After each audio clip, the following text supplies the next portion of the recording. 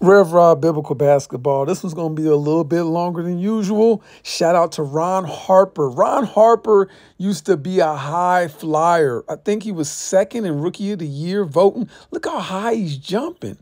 He was a two-guard scorer. Look at this, man. Some of y'all don't know who Ron Harper is, or if you do, you know Ron Harper is something different. But look at what happened to him in 1994. He averaged 20 points and then fell off, averaging 7. I believe he got injured and it jacked his game up. Listen to this. Scottie Pippen's contribution tonight, 14 points in the first half, 18 overall.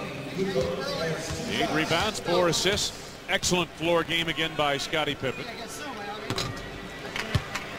McDaniel has 4 personal fouls, and that is precipitating these free throws by Tony Kukoc. And here comes Ron Harper up off the bench.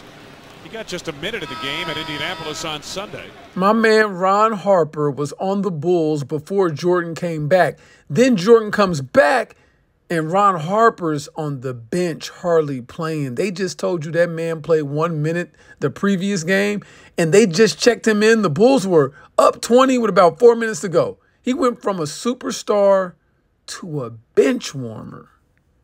What I need you to understand is Ron Harper was a two-guard, a scorer, a shooter. Jordan comes back, takes his role. So what is Ron Harper left to do? He's going to have to reinvent himself. Reinvent himself. And here's the illustration of what reinventing yourself means.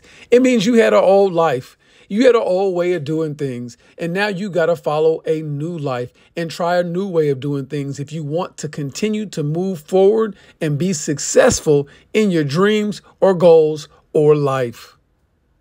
And that's exactly what Ron Harper did. He changed positions from shooting guard to point guard, sacrificed a lot of scoring, a lot of shots, and became a key piece to those Bulls championships, won 3 straight championships right next to Michael Jordan.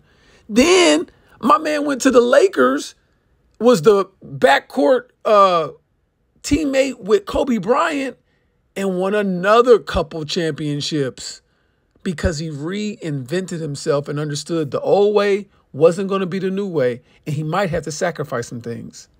And the same thing is true with your Christian walk. You're going to have to reinvent yourself at times. You're going to have to give up your old life and do something new in a new life to be more successful, to be closer to God, to be whatever God's calling you to be. And Romans 12:2 in your Bible even says, do not conform to the pattern of this world, but be transformed by the renewing of your mind.